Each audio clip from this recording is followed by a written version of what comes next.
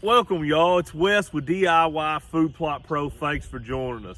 On today's episode, we're going to talk about how do we make soybeans work for us and do what we want them to do. We have all seen the pulling power of soybeans throughout the summer, where we've got large numbers of whitetails utilizing a soybean food plot or an ag field is planted in soybeans. And then all of a sudden, we see that soybean field start to change. We see it start turning yellow, eventually turning on to brown. Many of us have seen what happens at that stage when whitetails will just all of a sudden just abandon ship. As soon as it starts losing that dark green color and starts fading off to yellow, the deer just bam. It's like a switch flipped off and the deer stop using it. A lot of people will say, man, I wish I had 2 or 3 more weeks. My season wasn't quite in yet, but I had 5 big bucks coming to this field on a regular basis, and then all of a sudden it started turning yellow and bam, they're gone. In this episode, we're going to talk about how do we make that work for us. There is a way to do that. Through talking to a lot of food plotters, I realized that there's a lot of folks that have never heard about this, that don't understand this side of planting soybeans for our whitetails and how can we manipulate this seed to do what we want it to do. And there's a couple different options with that I really like when I'm planting soybeans for food plots for whitetail deer hunting. Now, if you watch my last video, you know that the first 2 things that I'm going to look for in any soybean variety when I'm picking is shatter resistance and standability. Those 2 have to come first, because anything that we do afterwards, if we don't have the first 2 right, then all of a sudden our beans are going to fall over, they're going to be rotten, they're not going to be beneficial to our whitetails in the fall and winter months. So we have to get shatter resistance and standability first. This comes next. There are 2 different types of soybeans out there. They are called determinate and indeterminate. What an indeterminate soybean is, it's going to, as it starts growing, it's going to start flowering and start putting pods on. Pods are the seed. Throughout the entire growing season, an indeterminate is going to start producing soybeans even when it's this tall. A determinate bean, on the other hand, is typically a later maturing bean, a higher number. It's going to grow all the way up to as tall as it's going to get. Okay, so let's say that that's 4 feet tall. It's going to grow all the way to 4 feet, and then it's going to start doing its thing. There are multiple varieties that we can pick that are determinate or indeterminate, and I'm going to explain that later in the video. Typically, up north, we raise indeterminate beans all the way down to around the Tennessee line. Anything further, traditionally has been determinate beans. When we start going through our seed catalog like I recommend that you do, and we look at our shatter and we look at our standability, the next thing I'm going to look at is maturity. And a maturity is going to be the first couple numbers on a soybean, typically. Just throwing a wild random number out here, I'm going to say a 4.6 FXO is going to be a 4.6 maturity. A 2.1 LR is going to be a 2.1 maturity. For me, in Kentucky, traditionally, ag beans around here are anywhere from a high 3 to a high 4. What's that going to do? That's going to make sure that these beans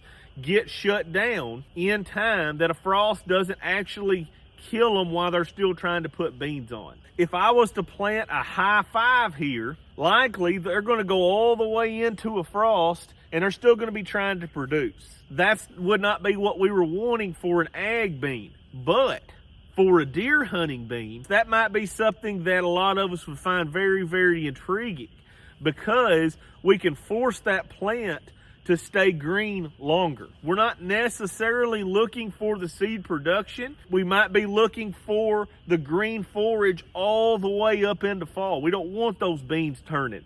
So obviously a frost is going to kill those beans, but we can keep these beans alive for a very, very long time, all the way up until a frost, traditionally longer than what most ag beans are going to be alive. On the flip side of this, in Kentucky, I can plant a 3.0 soybean, which has a maturity of a 3.0, and that bean, it's going to start dying about the 1st of August. That works out perfect for interseeding brassicas into, because I know if that 75 to 90 day period where those brassicas can grow before a frost. So if I can get beans to start turning at the 1st of August, well, then all of a sudden I can go in there and I can interseed those beans with brassicas. And I'm gonna have the beans, I'm gonna have the brassicas.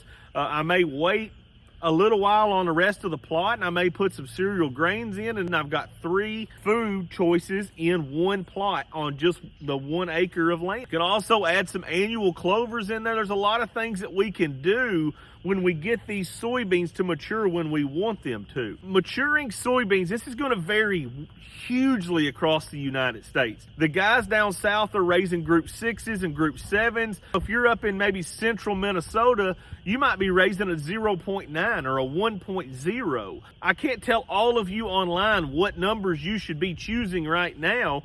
You need to look at the catalog and see what numbers are in your zone, and then start making your decisions from there. So a 1.0 in Kentucky is going to be useless to me, right? Because I'm going to make seeds way before I want to. Those beans are going to mature well before I'm ready for them to mature.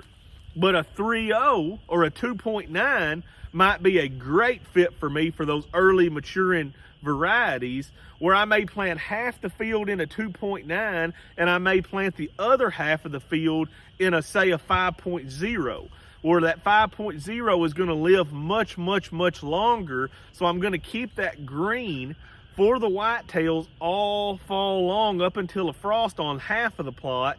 And the other half of the plot, it's going to start turning in August, and I'm going to interseed brassicas, cereal grains, and annual clovers, and I'm going to have all kinds of food sources out there in that one plot. So this can really make a big difference on what numbers you choose. I was going to make this video anyway, but I had a viewer reach out. He mentioned this exact same thing. He had mentioned that he was in, I believe, in northern Illinois and planted a 2.5.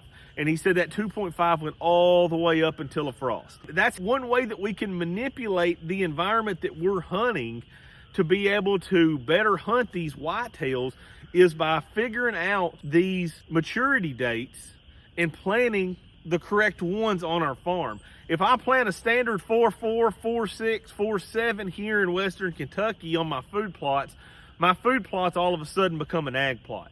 They're going to be the exact same maturity as what 99% of the farmers plant around here. That's not going to make my farm stand out from the neighboring farms. If his beans are turning and my beans are turning, there's no difference. But if his beans are turning, if all the farms around me are turning yellow and brown, and I planted a 5.2, and my beans are still just beautiful, lush green, late September, early October, what do we think that's going to do for whitetails? No question about it, that's going to pull a lot of whitetails onto my property, because I have the food source that they want, that preferred food source that I want during that time of the year.